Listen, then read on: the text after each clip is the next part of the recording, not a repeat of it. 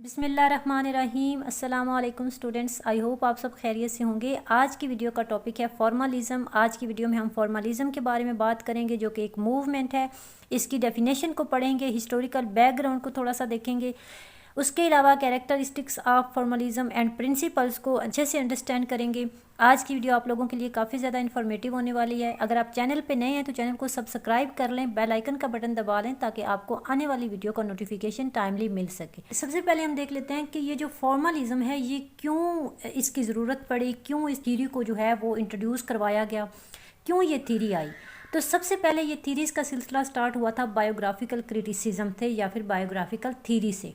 Biographical criticism या फिर biographical theory में ये होता था कि अगर कोई वर्क लिखा हुआ है या कोई टेक्स्ट है तो उस टेक्स्ट के, उस वर्क के जो मीनिंग हैं वो उसका राइटर बनाता है। यानी कि जिसने वो बुक लिखी है, जो उस बुक का राइटर है, उस वर्क के जो मीनिंग हैं वो राइटर बेस्ड मीनिंग होंगे। ठीक है, यानी कि उसके मीनिंग को समझने के लिए हमें राइटर की डायरी, राइटर के इंटरव्यूज़ या उसकी लाइफ में जाना पड़ता है, यानी कि कम्प्लीटली उसकी ज़िंदगी को इवेल्युएट करना पड़ता है ताकि हमें टेक्स्ट के मीनिंग अच्छे से समझ आए।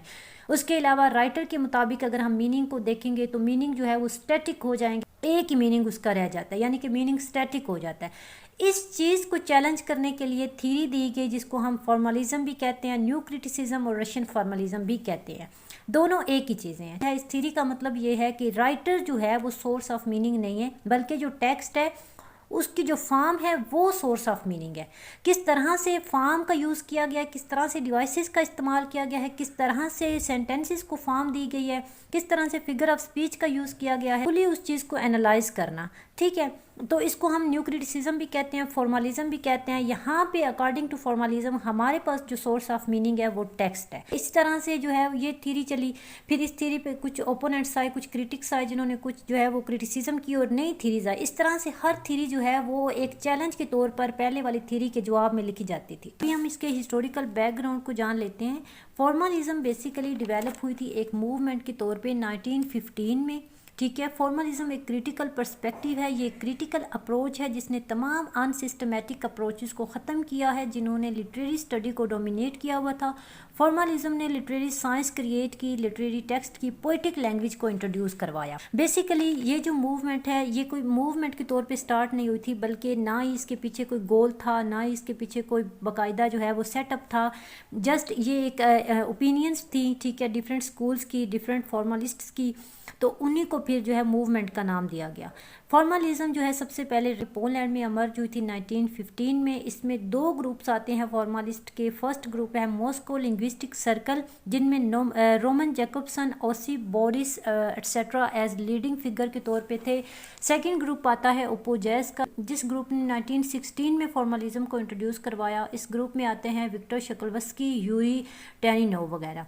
ये दो जो थे ये एक लीडिंग फिगर के तौर पे मौजूद थे। फॉर्मलिज्म जो है ये एक ब्रांच है theory of art for art sake की। यहाँ पे क्वेश्चन रेज होता है कि आर्ट फॉर आर्ट सेक क्या है, तो ये एक फ्रेंच स्लोगन भी इसको कह सकते हैं, ये एक मूवमेंट भी है जो ये एक्सप्रेस करती है फिलोसफी को। एक्चुअल वैल्यू जो है वो आर्ट की है, वो उस पर फोकस करती है। वो कहते हैं कि जो एक्चुअल वैल्यू है जो आर्ट की है वो उसकी अपनी नेचर है। ये फ्रेज जो है पॉइंट आउट करती है कि आर्ट की अपनी वैल्यू है and it should be judged apart from themes. इस मूवमेंट का ये फोकस था कि इमेजिनेशन पर फोकस हो रादर दैन स्टेटमेंट्स। ठीक है, आई होप आपको थोड़ी बहुत इसकी हिस्ट्री समझ आई होगी। अगर हम फॉर्मलिज्म की डेफिनेशन की बात करें, फॉर्मलिज्म एक थ्योरेटिकल पोजीशन है जो फॉर्म को इंपॉर्टेंस देती है rather than thematic concern. Formalism focus करती है कि जितने भी आउटसाइड रिलेशनशिप हैं टेक्स्ट के साथ उनको एक्सक्लूड करती है। फॉर्मलिस्ट आर्ग्यू करते हैं कि अगर लिटरेचर को स्टडी करना है तो जस्ट उसकी फॉर्म को, उसकी टेक्निक्स को या फिर लिटरेरी डिवाइसेस की बिना पर उसको स्टडी किया जाए। फॉर्मलिज्म थ्योरी तमाम जो दूसरे एस्पेक्ट्स हैं उनको एक्सक्लूड करती है, जैसा कि ऑदर्स इंटेंडेड मीनिंग या फिर ऑदर्स इंटेंशंस या फिर कल्चरल या फिर सोशियो पॉलिटिकल बैकग्राउंड। ये तमाम जो चीज़ें हैं इनको एक्सक्लूड करती है। ये थ्योरी फोकस करती है किसी लिटरेरी टेक्स्ट की फॉर्म पर, लिंग्विस्टिक एलिमेंट्स पर और लिटरेरी डिवाइसेस पर। इसी बिना पर इस थ्योरी को फॉर्मलिज्म का नाम दिया जाता है। और सबसे इंपॉर्टेंट यहाँ पे फॉर्म से आप समझ सकते हैं कि फॉर्म की बात की गई है, फॉर्मलिज्म, इसीलिए इस थ्योरी को नाम दिया गया। और यहाँ पे एक इम्पॉर्टेंट फैक्ट ये है कि इस थ्योरी को फॉर्मलिज्म का नाम भी इसके ओपोनेंट्स ने दिया था, कि जो इस थ्योरी को क्रिटिसाइज करते, टेक्स्ट के स्ट्रक्चर को, फॉर्म को, लैंग्वेज को, लिंग्विस्टिक एलिमेंट्स को, लिटरेरी डिवाइसेस को क्यों इंपॉर्टेंस दी जा रही है, तो उन्होंने इस थ्योरी को फॉर्मलिज्म का नाम दिया था। आई होप आपको इसका जो इंट्रोडक्शन है या इसकी डेफिनेशन जो है वो अच्छे से समझ आई होगी। स्टूडेंट्स, नेक्स्ट पॉइंट हमारे पास आता है कि ये जो थ्योरी है ये एक ब्रांच है theory of art for art sake की। जैसा कि हमने इसकी पहले बात की कि ये एक फ्रेंच स्लोगन भी है, ये एक मूवमेंट भी है। फॉर्मलिज्म के अकॉर्डिंग लिटरेचर ह्यूमन नॉलेज की एक यूनिक फॉर्म है, यूनिक क्रिएशन है, जिसको उसकी अपनी टर्म्स पे एग्जामिन किया जाना चाहिए। एक फॉर्मलिस्ट के लिए एक पोइम, स्टोरी जस्ट एक सोशल, हिस्टोरिकल या बायोग्राफिकल डॉक्यूमेंट नहीं है, बल्कि एक लिटरेरी वर्क है, तो कि जिसको उसके अपने फीचर्स के साथ समझा जाना ज़रूरी है।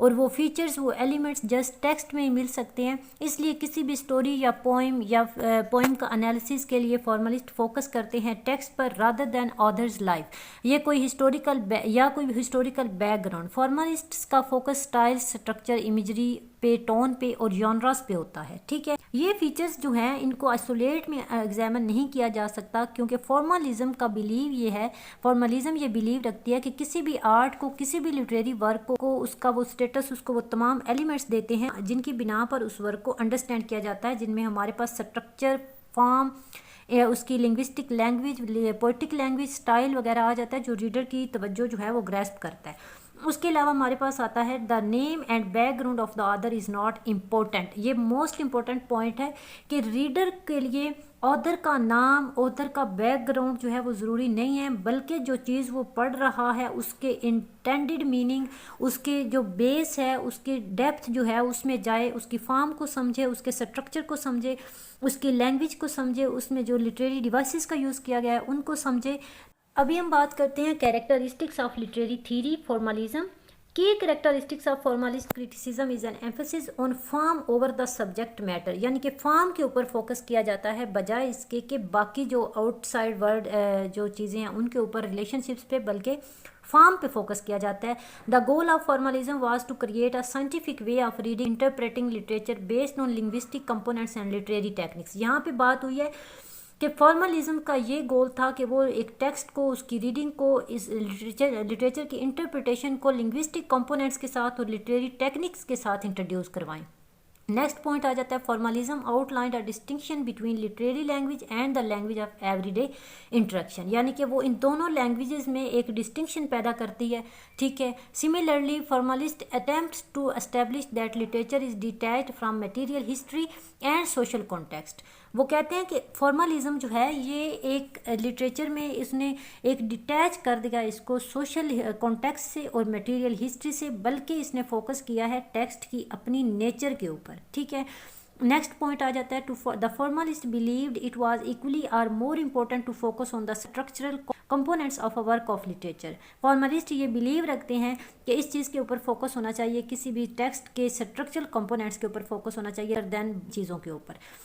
The formalist literary theorist placed importance on how language operates within a text irrespective of authorship and content, यानी कि authorship को छोड़ के बाकी जो contextual उसके मीनिंग है उसको छोड़ के किस तरह से जो लैंग्वेज है वो टेक्स्ट के साथ उसको हम ऑपरेट कर सकते हैं। तो अभी हम फॉर्मलिज्म के प्रिंसिपल्स को डिस्कस कर लेते हैं। फर्स्ट प्रिंसिपल है हमारे पास, formalism is a type of literary theory and criticism that focus on the stylistic purity of a literary work rather than its social context or authorial। formalism जो है ये इस तरह की लिटरेरी थ्योरी है जो कि किसी भी लिटरेरी वर्क के स्टाइलिस्टिक फॉर्म के ऊपर, स्टाइलिस्टिक प्योरिटी के ऊपर फोकस करती है। ठीक है, उसकी कॉन्टेक्चुअल मीनिंग को स्किप करती है। ठीक है, उसके सोशल कॉन्टेक्स्ट को स्किप करती है, ऑथरियल इंटेंट को स्किप करती है, यानी कि टोटली ये कहती है कि लैंग्वेज का, यानी कि किसी भी टेक्स्ट का ऑथर के साथ, ऑथर की लाइफ के साथ या ऑथर के जो इंटेंशनल मीनिंग्स हैं उनके साथ कोई कांटेक्ट नहीं है, बल्कि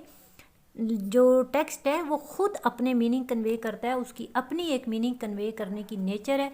ठीक है, to the formalist the meaning of literary text resides primarily in the text themselves rather than in anything else। Literary theory formalism जो है ये फोकस करती है कि टेक्स्ट के जो अपने मीनिंग हैं वो उसके अंदर मौजूद हैं, बजाय इसके कि किसी और जो है वो ज़रिए से उसके मीनिंग को समझा जाए, बल्कि उसके प्राइमरली जो मीनिंग है वो उसके अंदर मौजूद है।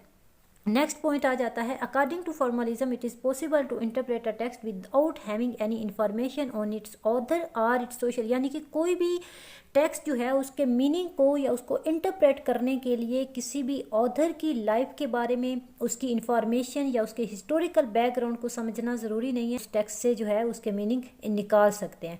The formalist approach to literature close and careful attention to form language structure of literary text, यानी कि फॉर्मलिज्म जो है इसमें किसी भी लिटरेरी वर्क के जो लैंग्वेज है, उसकी जो फॉर्म है, उसका जो स्ट्रक्चर है, उसका जो जॉनरा है, उसके ऊपर जो है वो ख़ास तवज्जो दी जाती है। लिटरेचर को जो है उसके अपने स्पेशल वे में समझा जाना चाहिए, ठीक है, उसके स्टाइल को, उसकी टेक्निक्स को और उसकी जो मुख्तलिफ उसके अंदर लिटरेरी डिवाइसेस यूज़ हुई हैं, उसकी जो लिंग्विस्टिक लैंग्वेज है उसको समझा जाना चाहिए, बजाय इसके कि हम किसी और वे से उसके मीनिंग को फाइंड आउट करें।